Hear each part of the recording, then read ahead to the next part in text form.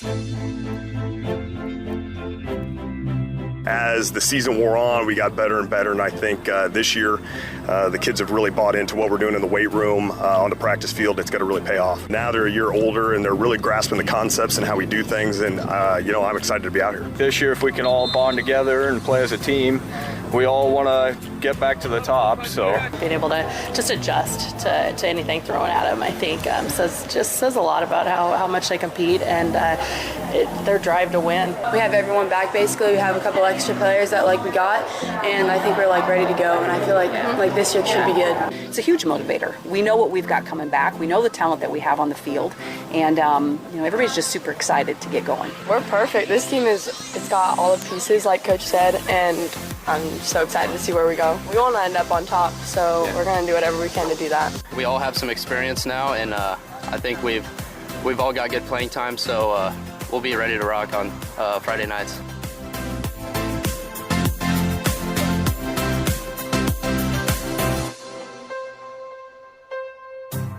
Greetings. Welcome into this first episode, this first recording of the T-Rez Prep Sports Spotlight podcast. Listening on the News Channel Nebraska website, I'm Tommy Rezach, sports director of both Old Red 99.5 and KWBE in Fairbury, Beatrice. Kind of a new thing I'm trying. When I was new here last year, I tried a podcast that kind of encompassed both news and sports. It got a little too much, it got a little too busy, and it just kind of fell off. Well, now that I'm entering my second year of covering prep sports in southeast Nebraska, I figure, I go to these games, I call these games on the radio. Sometimes I just go and write about it, interview coaches, whatever. And it got me thinking, I do kind of miss my days of being a talk radio host. I did some as a student. I did a little bit at my last job and hope to again someday. And I kind of just miss doing that. I love interviewing people. I love engaging with an audience by, doing a talk show format of some kind, and been listening to podcasts and seeing, I know there's a bunch of them out there these days, and I figure we have such a vast listening area with both Old Red and KWBE. We cover so many high schools, and I don't know, I figured this might be a good way to just kind of more highlight and get more in depth with some of the teams that we cover, because unfortunately I can't call every game on the radio. I'm only one person. I can only get to so many places. So I figured if we were able to compile interviews and stories from athletes and coaches from all different sports, from all different schools across the area, and kind of merge it together in this podcast, and then, parents, fans, whoever can kind of tune in and just kind of enjoy it. That's the main idea of this, is to, give the area a little better sports coverage and just give our parents and our athletes and our fans of these teams just a little something to enjoy, something to listen to, and kind of get some updates as the season goes on. I hope to do this every week. Kind of just depends on the workload, my travel schedule, but hope to do this every week. It ended up being more simple than I thought. And, hope to get to every school. We won't get to every school every week, but we're getting to several different ones this week and 3 different sports. And I hope to keep this going through the basketball season into the spring as well. Again, it's the T-Rez Prep Sports Spotlight podcast. It'll be kind of rapid fire. We're just going to kind of go around the coverage area, talk to coaches, and talk to different athletes from across the coverage area. And so, without further ado, we're just going to start things off. We'll start off with football. So, again, just kind of round table. We talk about the season up to this point and upcoming games. And wanted to start in Saline County with 6-man football. As we know, Dorchester, ranked number 10 in the Omaha World Herald, off to a great start. Remember, they didn't have football after 2012, came back with it in 2018, finished with only 3 wins. And now Brent Zobek, their head coach, has them off to a great start. And I figured that would be a good place to start. Sterling's doing well, too. We hope to talk to Sterling next week. But this week, I wanted to start with the Dorchester Longhorns. We talk with both head coach Brent Zobek and junior running back Colin Brummett. Enjoy. We got a couple of teams in southeast Nebraska that are climbing up the ranks, and one of them happens to be Dorchester, off to a 2-0 start, ranked number 10 in the state. They are one of the highest scoring 6-man teams in the state this year. They beat Walthill in week 1 62-13, and then bounced right back and beat St. Edward 56-19. And head coach Brent Zobek here to talk with me. And coach, we covered Dorchester last year, your game against Sterling. I know that one ended in a loss, but that was the first year Dorchester had had football in several years, and you guys were really competitive in a lot of games, and you've picked up right where you left off and hit the ground running. I guess, how does it feel to just get off to such a good start this year? Yeah, it feels really good. Yeah, we did end last year on a sour note, but I felt we had improved so much over the course of last season, from week 1 to the loss to Walt Hill to the week 8 loss to Sterling. We got so much better. And I told the kids this summer we went to camp, and we were light years ahead of where we were a year ago. And to start this season, we've been doing that and showing that we have come a long ways in just a short time. And the kids have been working really hard and want to get better each week, so that's been exciting for us. Right. Now, last year was Dorchester's first year of football since 2012, and obviously kind of starting from scratch. You were able to get a good number of kids out, but, also the first year in six-man football, and it's becoming more and more common. We talked about Sterling. We know Deschler's a six-man program as well. So, what does that say about your staff and these kids to, work this hard and, make this much progress in such a short time? Yeah, it says a lot about our kids. They come to school each day and ready to get better and ready to work. The six-man game. When we lost our program there about 6 years ago, six-man football really was not in this area at all. Right. Our closest game probably would have been 4.5, 5 hours. We're looking 6 years later, when we made that decision last year to come back to six-men. It's really in the area. Where we have a lot of teams around here, those that you mentioned, Deschler, Sterling, McCool Junction, Hampton, those are all, a little over an hour or shorter away.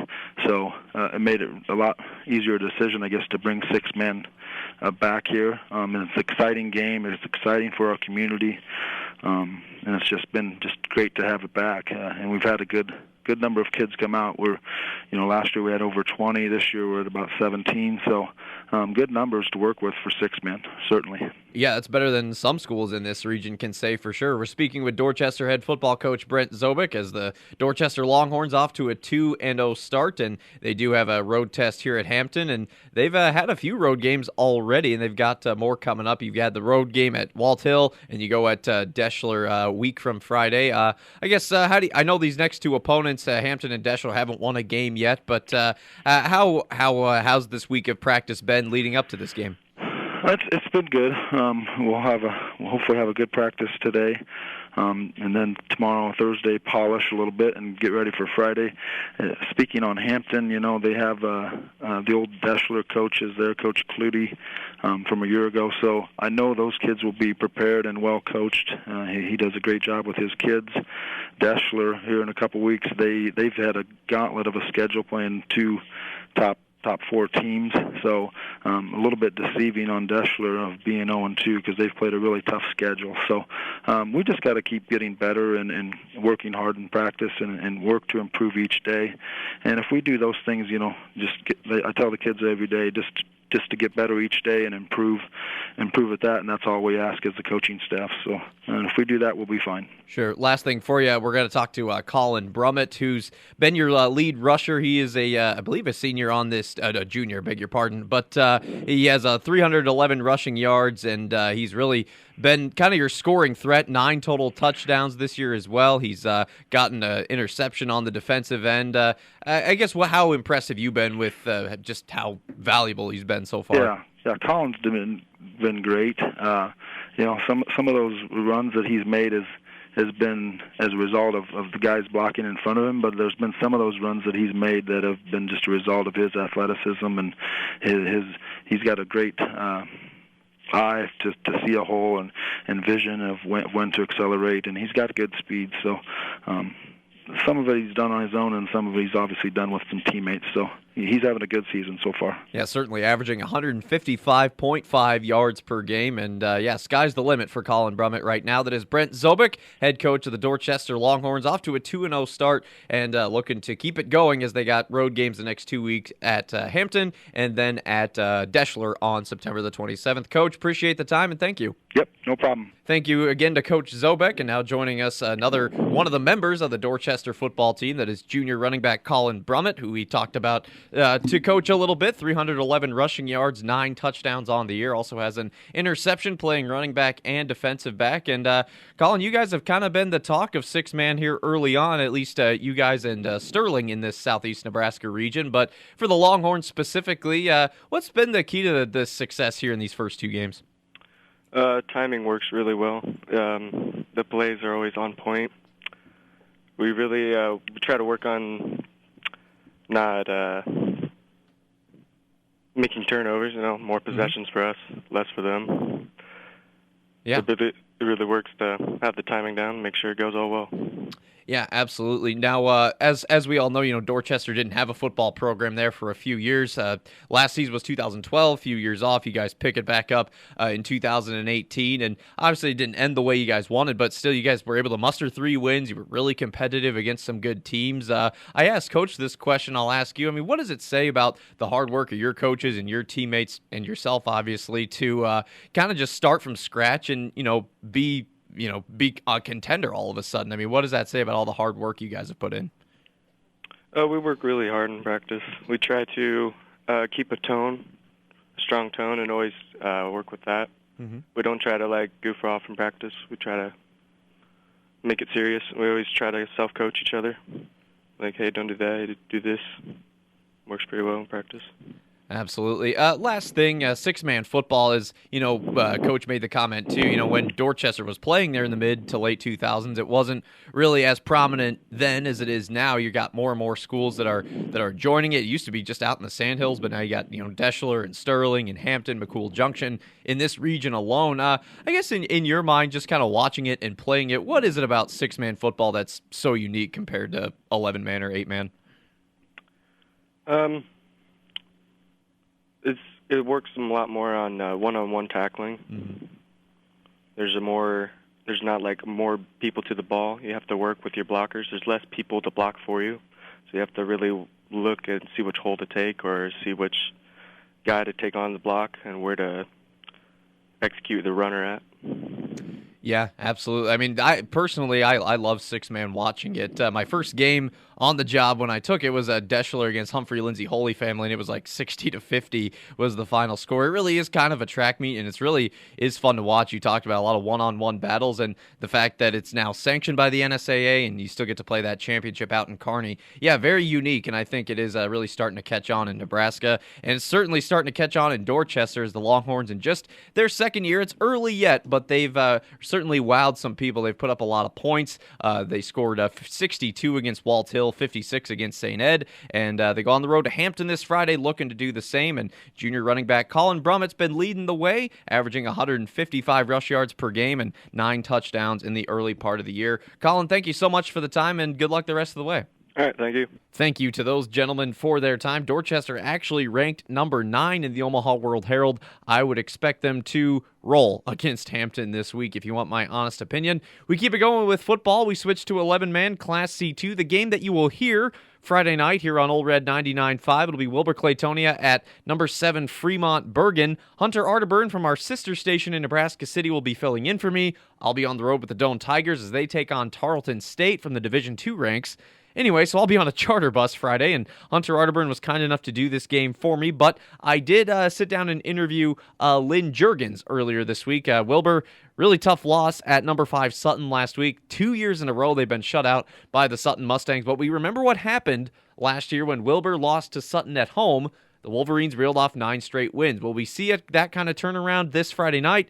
Here's Coach Juergens on that. Archbishop Bergen, who is 2-0. So a pretty good challenge awaiting the Wolverines as they look to bounce back. And here to talk about Wilber-Claytonia, head coach Lynn Juergens joining us. And Coach, Sutton did shut you out last year at home. You went to their place this year, and I would say it was at least more competitive, a closer game, but still a 16-0 loss nonetheless. I guess what were your thoughts after that one last week?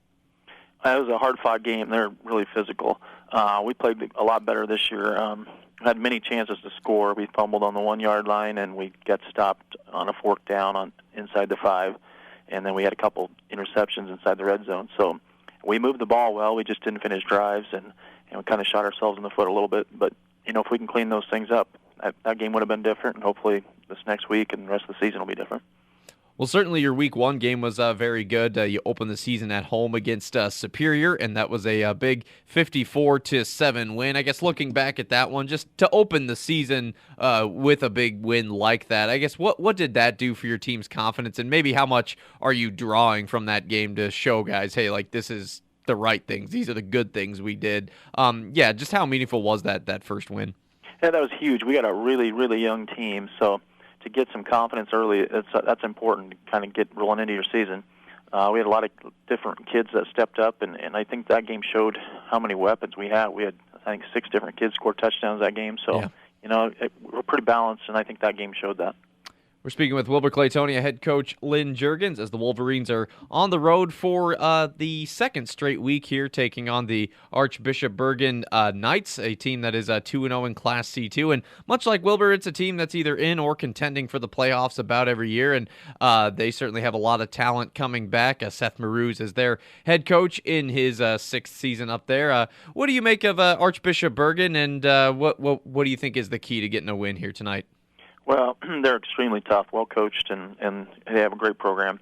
And a lot of people have them rated in the top 10 now, but they got a ton of speed and they got great athletes all over the field.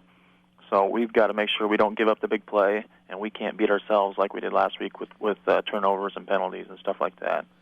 Yeah, certainly. Wilbur was able to beat Archbishop Bergan in Wilbur last September 7th, 38-14. But Archbishop Bergan, they do return a third-year starting quarterback, 3 of their top 4 receivers, several of their top rushers. Did lose some talent up front defensively, but they're still off to a good start, a 2-0 record for them. Loganview, Scribner, Snyder, and then Crofton as well. A couple of close competitive games, but hey, 2-0 is 2-0, and this is an experienced team feeling very confident. So should be a great matchup, and we're happy to bring it to you tonight on Old Red 99.5, especially for the Wilber-Claytonia fans who couldn't make it up to Fremont. Hunter Arterburn is in for me tonight as I'm on the road with the Doane Tigers this weekend in Texas, so Hunter will be bringing you the action. You're in good hands. This should be a great game. Wilber-Claytonia and Archbishop Bergan tonight, 7 o'clock right here on Old Red 99.5. Again, Lynn Juergens, head coach of Wilber-Claytonia football, giving us some time here on the pregame show. Coach, thanks again, and good luck in this game.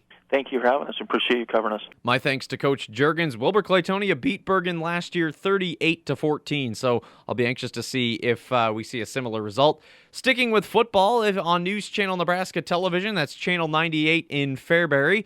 The Fairbury Jeffs on the road. They got a top 10 team in Class C1, taking on Ashland Greenwood, and all I can say is for the NCN crew who is calling it, I hope it's a little more entertaining than last year's 2-0 slobber knocker. That was just a terrible, not a good game for either side. A 2-0 final as Ashland got out of Fairbury with the win. And the Jeffs had a really competitive game against Beloit, Kansas, but Coach Matt Edson, who will join me next, he feels like Fairbury, they could have won that game. Here's Coach Edson. First 2 games, you beat Auburn, then a competitive game against Beloit. I guess, what are your thoughts so far? I've been impressed with the senior leadership, and they have led us to a good start. I mean, obviously we would like to be 2-0, but 1-1, we played Beloit tough. That was anybody's ball game in the fourth quarter, and Beloit made the plays to come out on top. Sure. Now, I guess going into week 3, what have you liked the most? You mentioned senior leadership. There's something else that's good, and maybe what are you looking to improve going in? I'll tell you what, these guys have each other's backs. They family and physicality. I feel like we have really improved our physicality this year, and we can play in the trenches with, I think, anyone in the state this year. Yeah, Ashland's obviously a really good team. Bryce Kittrell, one of the better players in Class B, maybe the state, and you guys hosted them and almost beat them 2-0. Had you ever been part of a football game that ended like that one last year? 2-0, no, that's quite the score. No, that was something that I'd never been part of. The other coaches on the staff, they said that the same thing. They've never been part of something like that. But, it was rain. The field conditions were bad. And I thought we played one of our most physical football games that year. Ashland was a solid football team last year. They won a playoff game. And playing them 2-0 was one of our brighter spots. Yes, we had 3 wins, but that was a bright spot for us in the season last year. Sure. Last thing, Brody Kroll seems to have made a lot of big plays for you on the receiving end. Maybe what's been the key to his success so far? I'll tell you what, Brody's a heck of a tailback. And, our lineman, he scored a screen last week. Our lineman really got out and blocked well. And starts up front, and Brody's done a great job in the passing game, in the running game, and he had a big week last week in the receiving game. So rather a brief conversation there with Coach Edson. I caught up with him at practice this week, and a name that you probably heard of from Ashland, that would be senior running back Bryce Kittrell, ranked number 19 in the Omaha World Herald among 2020 recruits, over 1,200 yards last year, and he holds an offer from Division I Ohio. So Kittrell could be one of the best running backs that Fairbury faces all year. Ending our football conversation, coming up Thursday night on KWBE. I'll be on the call for this one. Beatrice is at Ralston, the Orangemen 0-2 on the year. Kind of a similar state that they were in at this time a year ago, still seeking that first win, and going at Ralston's never easy. I sat down with the head coach of the Beatrice Orangemen, Todd Eckert, to talk about it. The Beatrice Orangemen on the road in the Omaha Metro, taking on the Rams of Ralston, looking at a 7 o'clock kickoff, as I'm Tommy Rezach, filling in for Matt Hegemeyer this week on KWBE. So glad you could tune us in for the first night of football this weekend. That's the great thing about Thursday games. It's kind of the start of the weekend and the start of several straight days of watching some football. And Beatrice has a pretty good challenge ahead of them tonight, taking on the Ralston Rams, which was a team that beat them last year. Of course, we'll get more into Ralston in a little bit, but first we are joined by the head coach of the Orangemen, Todd Eckert, and Beatrice off of a tough loss at home in their home opener last week against Plattsmouth, a 34-18 final. Close game at halftime with the Blue Devils leading it 13-12, and then Plattsmouth scoring 14 points in the fourth quarter to kind of pull away there late. And Coach, your guys were making some big plays there in the second quarter, and also in the fourth, you guys did get that late score to try and make a push, but ultimately Plattsmouth kind of just took control there in the second half. I guess what were your thoughts just at the end of that second game? Well, I thought, they were a lot more physical than we were, and they played a really good game, and we turned it over 4 times and could only get one ourselves. So they did an outstanding job, and so physical up front, and our offensive line was not ready for that. So we've really challenged them this week to increase their physicality and get a little nasty in there. But it was a hard fought game, and we kind of fought back, and some interceptions and some fumbles, and then on a snap, the punter has to go down the field at low and ends up on a knee. And so it was kind of, everything just happened all at once. And I think, coming off talking to some kids, on Monday, I think maybe we were kind of thinking that we played Norris pretty tough, and, this is just Plattsmouth and we should be okay. And I don't think we prepared like we should. So we've got to do a better job of getting these kids, mentally prepared to go. And, that's what we're trying this week. So it's, it was a learning experience for our kids that you can't take an opponent lightly, because all the teams on our schedule are pretty darn tough. Yeah, absolutely. That's kind of the case with Class B. I covered Norris at Crete last week on our sister station, Old Red, and that kind of just gives you a snapshot of, just the how physical this class can be, and this conference as well with the River Cities Conference. Talking about the mental game, I know that Norris game, both teams kind of struggled with turnovers and penalties, and that seemed to be kind of an issue for Beatrice again this past week. You mentioned the turnovers with the 2 interceptions and also a couple of lost fumbles as well. I guess how big, you talked about, getting up for opponents this week and getting in a better mental state going into games. How big of an emphasis has, reducing penalties and turnovers been, not just this week, but the first 2 weeks of the season? It's been huge because, we tell kids that our third down percentage isn't really good, and it's because we don't do a really good job on first down. So we don't put ourselves in good position on first down. Third down gets real tough. So we've really emphasized on, don't make those silly penalties, don't hold, don't jump off sides. Just make sure we're perfect in what we do and our effort's good. But, we've got to do a better job on first down so we can do a better job on third down. So we've really stressed that mental aspect, and don't take any opponent lightly. And if you screw up, get on to the next play and forget it. We'll come back and correct it later. So, I think the kids have done a really good job this week of being a lot more focused on, the task at hand. And, we now know that you don't take any team on our schedule lightly. And we know that, we've got a chance to do some really good things, but we've got to get out of our own way first. Speaking with Beatrice head football coach Todd Eckert as the Orangemen are on the road on this Thursday night, taking on the Ralston Rams in Omaha, working our way toward a 7 o'clock kickoff here on KWBE. Well, of course, we all remember the Ralston game from last year. You led the Rams 9-0 at halftime, and then Ralston outscored Beatrice 20-0 in the second half, and that was it, a 20-0 loss. It was a game where Bennett Crandall completed 7 of 8 passes for over 100 yards. Brody Nelson ran for 90 yards on just 8 carries, so certainly some big plays, but obviously maybe some missed opportunities in the second half of that game last year. And Ralston, a young team maybe this year, but they're always tough to beat. What do you make of the Ralston Rams here in 2019 after kind of studying their film and everything? Well, they are huge up front. They've got some really good offensive linemen. I think they return all their offensive and defensive linemen. They're a little young on the skill positions, but they've got some really tall receivers. They've got a quarterback that's he's not real tall, but he's pretty big, and he can run or pass. And then they've got a sophomore running back that's pretty quick. So if we don't corral him in a hurry, he could take the distance. So up front they're going to be tough.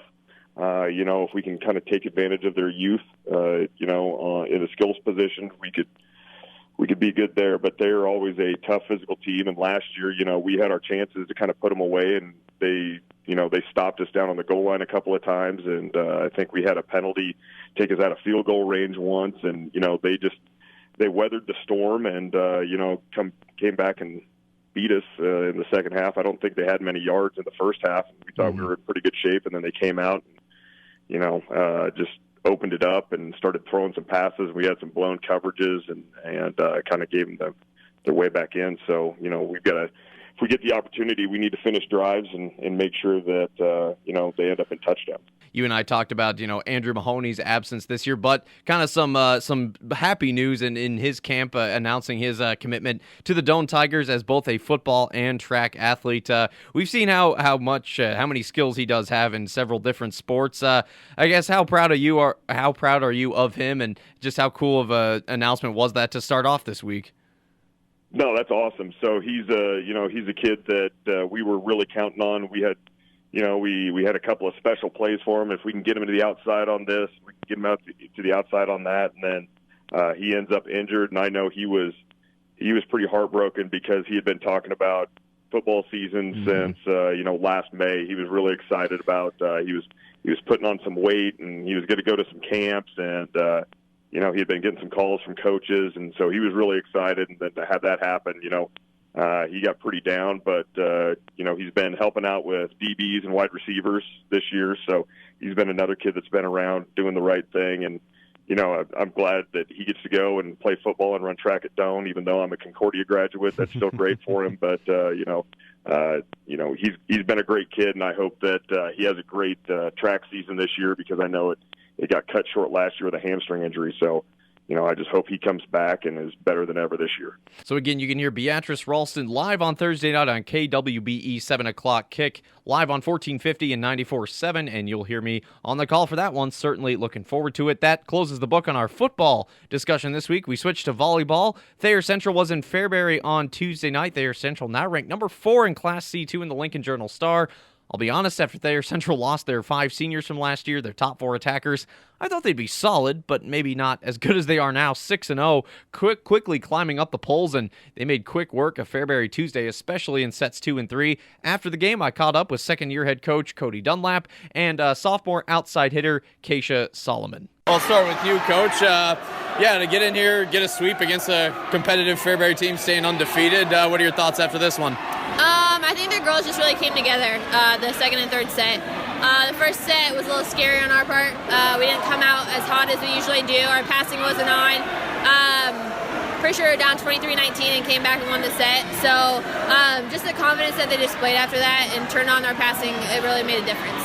Is it Keisha or Keisha? Keisha. Yeah, I counted 11 kills unofficially, but you and Chloe and Bailey were really kind of clicking there in sets 2 and 3. How dangerous does that make this team when you guys can just kind of feed off each other like that? I think as a team where we have all our hitters that come together and we all can hit, Jasa, our setter, can just place anywhere she wants and she can trust us. Like Coach, our word is trust this year, so trust all around the court. Yeah. And now, Coach, you lost some experience from the team that made state last year, but you bring back a few players. I guess, how are you finding some of the upperclassmen and underclassmen gelling together so far? Well, so the team that we have this year, they mostly played JV the last 2 years together, so it's not like we had to put a whole new team together, so that helped out a lot. We have a really good defensive team this year. We have a lot of DSs on our team, so it works really well. But a lot of the girls have stepped up to the situations, and just really proud of them. Sure. Yeah. And Keisha, would you say this team is maybe kind of trying to chase what this team did a year ago, not only making state, but maybe trying to win a state tournament game? Definitely. Like, we weren't ranked at all. No one thought we were going to be good since we lost all our 5 seniors. And coming out, being 6-0 now, really helps. And we're ranked 3rd in the Omaha World Herald. And I think that really gives us confidence in these games. So that should help along the way. Excellent. And last thing, who do you guys have next? We play Heartland on Thursday, and then next Tuesday, Sandy Creek. They are Central. They are next at Henderson. They take on Heartland Thursday night. I'm all of a sudden very excited about that team. We covered them at state on Old Red 99.5 last year. They lost that 5-set heartbreaker to Hardington Cedar Catholic, but I tell you, their passing looked good. You got Chloe Sourdike, who's a big threat on the outside, Bailey Kibbers, who's a terrific middle, Jasa Weedle, who's a really good setter. Seems like everyone knows their roles really, really well on that team. I'm really excited to watch Thayer Central moving forward. Another volleyball team I'm excited about that has to be number 1 ranked Diller Odell at a Class D1. If you'll remember, this is a team I previewed in the fall. This is a team that I told you would be good, and it's no surprise. 7-0. These girls haven't lost a set yet.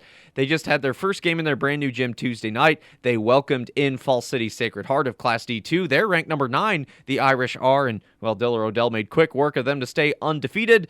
Coming up here in this segment of the podcast, it is head coach Candace Juergens along with freshman Carly Heidemann. We welcome on the Diller Odell Griffins from Class D1, ranked number 1 in some polls, and for good reason. They are 7-0 and haven't lost a set as of the recording of this podcast after their win over Falls City Sacred Heart on September the 10th, 3-0 in their first official game in the new gym there at Odell. Those are some cool new digs, and here to talk about it, head coach Candace Juergens and freshman outside hitter Carly Heidemann. And Coach, I'll start with you. You know, we talked about it, we hyped it up, we saw the construction, and we kind of poked in, and now it's officially open, and we've had a game in the gym. I guess we looked like a great crowd there on Tuesday night. I guess, how good did it feel to finally just get on the floor and play?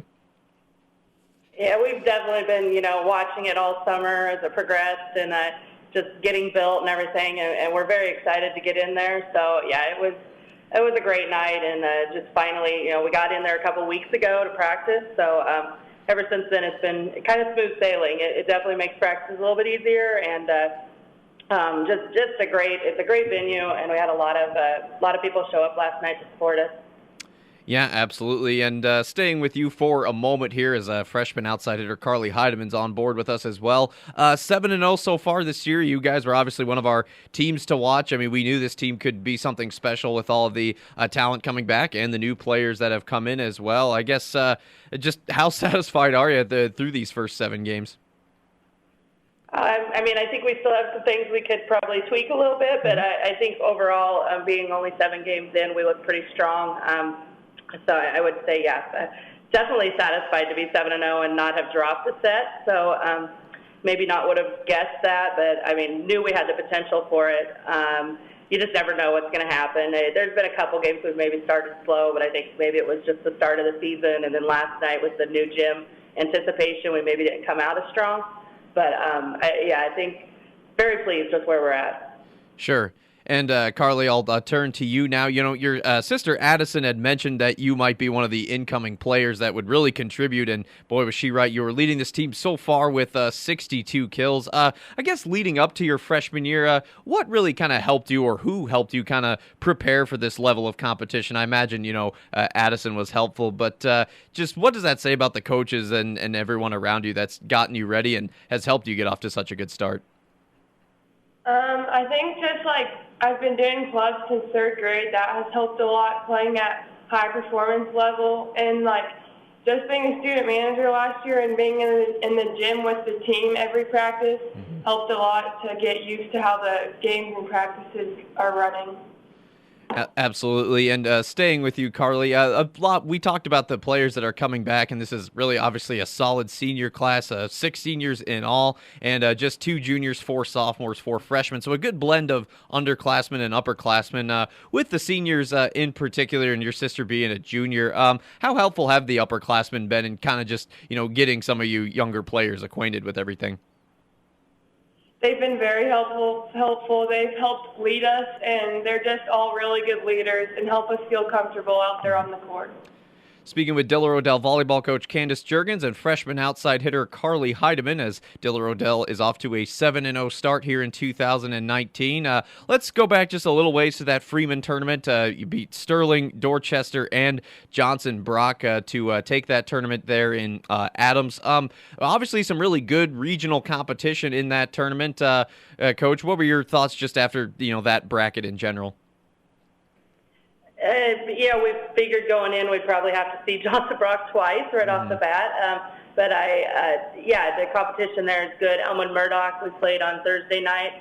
They had a pretty solid team. So, I thought overall we did well. Our serve receive looked good most of the games. And we've really picked up our defense a lot this year. Hitting-wise, we moved the ball to a lot of hitters, which makes it hard to stop us. So I felt pretty comfortable and definitely happy with how we performed in, I think, all those games. Maybe we started slow a couple, but we finished strong every one. Yeah, absolutely. Looking ahead to the not-so-distant future, you got the game against Lewiston on Thursday, and then all of a sudden we got Mudecas coming up starting on Monday and lasting into Tuesday as well, and Thursday games too. This is obviously just always a big regional tournament down there in Beatrice. I guess, the Lewiston game comes first, but how exciting is that Mudecas tournament every September? Yeah, it's a good overall tournament that brings some of the best teams. Definitely have a couple teams we need to watch out for in there. You have Meridian is going to be strong, BDS always strong, and so some different competition that we don't see. We do see Meridian in a triangular, but this is our chance to maybe get to play BDS or another team that's definitely high on our radar, HTRS. They're, I think, maybe 7-0. I can't remember what their record is, but they're a team to look out for. And Falsey Sacred Heart, they're kind of a sleeper. I think they could improve over the season, so we definitely have to always be prepared to play them. So, it's a great tournament and always draws a good crowd, so we enjoy playing in it. Yeah, Kara Engels, head coach at HTRS, off to a 7-2 start here in 2019. So, they are one of the regional contenders. Last question for you, Carly. We talked to your sister last year when she announced her commitment to Iowa State, and she was only a sophomore. And recruiting in high school volleyball, it starts early. Some players commit at very young ages, some in 8th grade, sophomore year, what have you. With your sister, knowing where she's going there to Ames, is playing at the next level something like that's at least entered your mind in the last year or so? Definitely. It's one of my main goals to play college volleyball someday. Now, obviously, it's early, and but is there any school in particular that you would consider your dream school? I don't know. With the new recruiting rule, they can't talk to you until your junior or so year. So I don't know. I haven't decided yet. Yeah, there's obviously a lot of choices out there, and it's early, and hey, you're just a freshman and doing well, and it's certainly a ride that you and your team are enjoying, and you guys have certainly earned the respect that you have gotten with a 7-0 start, and I think a lot of people in this area are eager to see how far it goes and just to see how this season progresses. Candace Juergens, head coach of the Diller Odell Griffin volleyball team, along with freshman outside hitter Carly Heidemann, as Diller Odell off to a great start. Haven't lost a set yet. We'll see how long that streak continues as they work their way through the 2019 season. Just a few days before the Mudecas tournament in Beatrice. Candace and Carly, thank you so much for the time, and good luck the rest of the way. Thank you. Thank you. My thanks again to Coach Juergens and Carly Heidemann. Diller Odell, like so many other teams in our area, will be taking part in the Mudecas tournament in Beatrice next Monday, Tuesday, Thursday.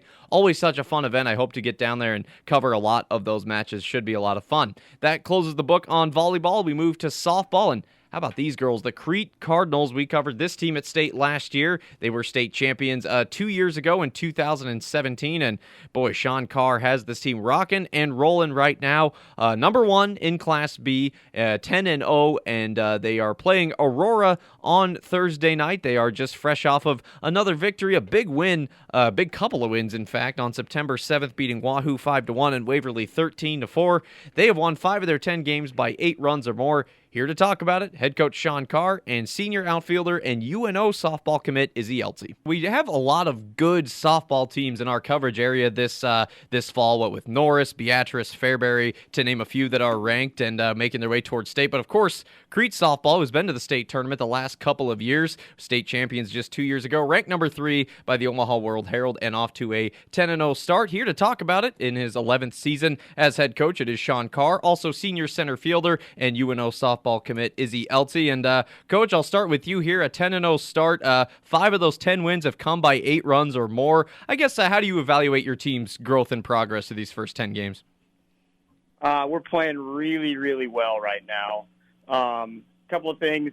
It's easy to be 10-0 when you're putting up the runs we are, but we have kids like Izzy Eltsey and Leah Juergens, Morgan Molly, Lexi Mock, just to name a few that have been in our program now for 4 years, 3 or 4 years, and their leadership and just their offensive ability and just overall character is really kind of why we're at where we're at.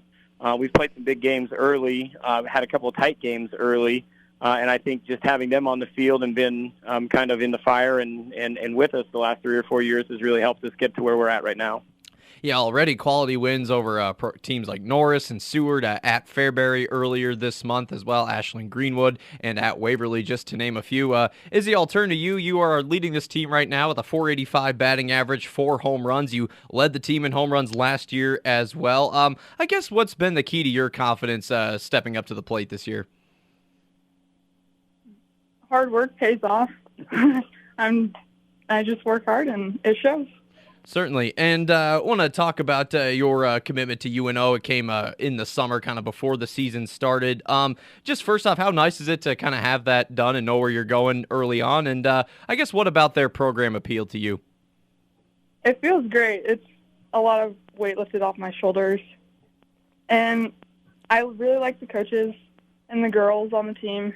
And it's close to home, so that's a positive. Yeah, certainly get to stay in the state. Certainly a lot of good softball talent in Nebraska. We're speaking with Crete head softball coach Sean Carr and senior center fielder Izzy Eltsey. Coach, back to you. You talked about that experience already, and yeah, really only 1 starter gone from that team last year, 2 seniors gone total. You talked about the success a little bit, but just to kind of go back to that and reiterate, when you look at Morgan Molly and Izzy Eltsey and Leah Juergens, I mean, just with all that experience combined, how big of a factor and advantage is that when it comes down to a tight game? It's huge, and I'll go back to what Izzy just said, hard work. I would put our kids that you mentioned and the ones that are in our program that haven't been here for 3 or 4 years in that category as a group that doesn't want to be outworked and doesn't want to prepare, wants to prepare as good as anybody. I mean, I just think, like Izzy hit it on the head. If you put in the time, it'll show, and these kids have put in the time. We are blessed with a lot of athletes on our team, and not all of them are our softball kids. You talked about a couple, Morgan Molly being one, who basketball is her deal. Yeah. But she's committed to being competitive. She's committed to being a gamer. And when it comes to softball, she's all in for the duration of our season. Izzy puts in thousands of hours and reps, on a weekly basis throughout the summer and all year to be good at her craft. So there's really not a whole lot that she hasn't seen, and there's not a lot of situations that she's not prepared for. And then they're just their leadership. I mean, being competitive in the classroom, being competitive in life, and being competitive on the field. When we get into these situations, it's really made our practices awesome. We've been able to go through situational stuff, and those kids have been able to talk to our freshmen and sophomores who are contributing and just really talking through situations. So when they happen in the game, they've at least been through it in practice. And to this point, it's paid off, and we have hung big numbers, but we've also done a lot of situational things in games that people don't, realize we're doing, that we've worked on in practice. And it makes me smile because practice has been my favorite part of the year to this point. It's been really great being able to have a plan, talk about our plan, and then watching kids like Izzy, Jada, Morgan, Leah, Lexi go out and execute, Cassidy Skillett execute that plan. And then the younger kids, they might have bright eyes, but they're following along and they're getting it figured out. It's been a great start. Yeah, absolutely. I mean, this is a senior class. Prior to 2017, Crete softball hadn't been to a state tournament, and then when this class was, still sophomores and freshmen and whatnot, got Crete to that high level and able to win that state title, and at least made some noise last year in that tournament before falling to eventual state runner-up Beatrice. And yeah, so many gifted athletes on this team. You talked about Creighton women's basketball commit Morgan Molly, and so many of these star players will be key factors in that women's basketball team. Will also have a great shot at getting back to the state tournament. And kind of speaking on that, Izzy, I come back to you. We talked about this team's run at state the last couple of years. With all that experience that Coach Carr has talked about, I mean, how confident is this group that you guys can get back to Hastings and contend for a title? We're pretty confident that we'll make a good run for it.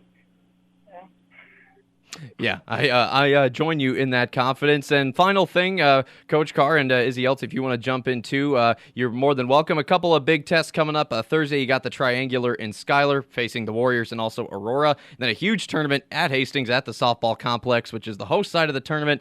In that tournament, you got Adams Central, Fillmore Central, Hastings St. Cecilia, Seward, York, Grand Island Northwest, several ranked teams and several state qualifiers from last year. I guess, how are you getting ready for these big tests, and what's kind of been the one thing you're maybe keying in on practice this week? I'll take this one, and I'll let Izzy contribute at the end. But, for us, it's game by game, day by day. Today we're going to try to go out and work on some things that we saw last weekend that needed to be improved on. And so we're going to get a little bit better. And then tomorrow we're going to prep for Aurora and Schuyler. And we'll work for those two games to try to come out there, 2-0. And then on Friday we'll turn around and start looking forward to Hastings St. Cecilia, Adams Central, and Blue Hill. And that's what I like about these kids. Every day is a daily challenge. And we're not going to look any farther than, Thursday. And then Thursday we'll start looking at Saturday. And then Saturday we'll look forward to having Sunday off and get back to it on Monday. So here's it. I'll see what she thinks. We're just trying to have fun and get 1% better every day. Yeah, so far so good, and I imagine this is a team that we'll be talking about throughout the season and perhaps in the postseason as well. Crete softball has really been kind of one of the better teams in Class B these last few years, and they've hit the ground running here in 2019 with the 10-0 start. Sean Carr in his 11th season, and also senior center fielder and UNO softball commit Izzy Eltz giving us some time on the T-Rez Prep Sports Spotlight. Guys, thank you so much for the time. Good luck the rest of the year, and I'm sure we'll talk to you again soon. Yep, thank you.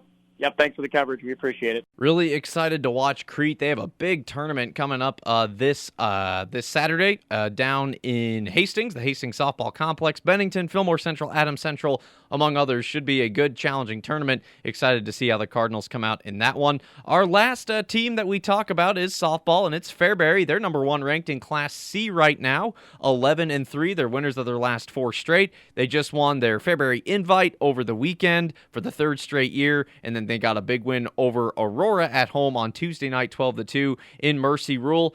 Was supposed to talk to the J.L. Johnson, infielder for Fairbury. She was sick with strep throat earlier this week, so I was unable to catch up with her. I wish her the best. But talking to me anyway is 16th-year head coach Taylor Beal. Sticking with our softball teams across the area, one team that we've talked about a lot this fall, and for good reason, is the Fairbury Jeffs out of Class C, ranked number 1 in Class C on the Omaha World Herald, and they've certainly had a good last few days, winning their Fairbury Invite for the 3rd year in a row this past Saturday, and starting off the week on Tuesday night against Auburn at Fairbury City Park with that 12-2 win. And here to talk with us once again is head coach Taylor Beal, as the Jeffs are off to this 11-3 start. And Coach, you start the month of September with a competitive loss to a very, very good Crete team, and your team has reeled off 4 straight since then. I guess how have you liked your team's response?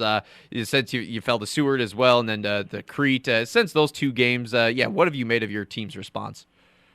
Well, we're definitely a team that never ever gives up. As anybody that watched us this last weekend, we were down 2 games and came back in the last couple innings and kept fighting. So we definitely don't go into games thinking, okay, well, we're going to lose and then just lay down and let them trample us. We always give a team our best. Yeah, absolutely. Looking at that Auburn, let's talk about the Auburn game. It was a little bit close there at first. Auburn punched back in the second inning, but your team 4 runs in the second inning, 6 runs in the fourth. And offensively, it may not have been the most potent night that you guys have had, but still 7 hits, 10 runs, and a home run from Claire Schumart and Raven Dufresne as well. Just this most recent victory, Auburn is certainly a team. They were in the state tournament just last year, so I guess what do you think of your team's performance just this past Tuesday? Well, I thought we did excellent. We only played 4 innings, and so and we collected 7 hits, but 2 of those hits were 3-run home runs, and so there's half of your 12 runs right there. So I was pleased. Offensively, we did well. Which, last year we did well against her as well. So it was nice to see them come in and just get ready to hit. And then the 4 innings that we did play, our defense did nice. The two runs they had were on solo home runs. So, not huge damage because there was nobody on base. Sure. And then that 1 inning, they had a couple extra base hits, but then we took them out of it with a double play and stuff. So it was nice to see our defense respond as well. Yeah, another complete game from Jamie Manns in the circle as well. She has an 11-2 record up to this point. It's just been phenomenal. Speaking with Fairbury softball coach Taylor Beal here on the T-Rez Prep Sports Spotlight. And looking at the offense, you got 3 seniors leading the way there. Raven Dufresne batting .489, JL batting .488, and Cora DeBoer batting .429. We talked about this senior class. It's a small group, only about 5 or 6 of them. But what has their leadership meant to this team, and how has that really kind of helped this team really shoot out of the cannon here this year? Well, all of them, come back with a lot of varsity experience, which is huge.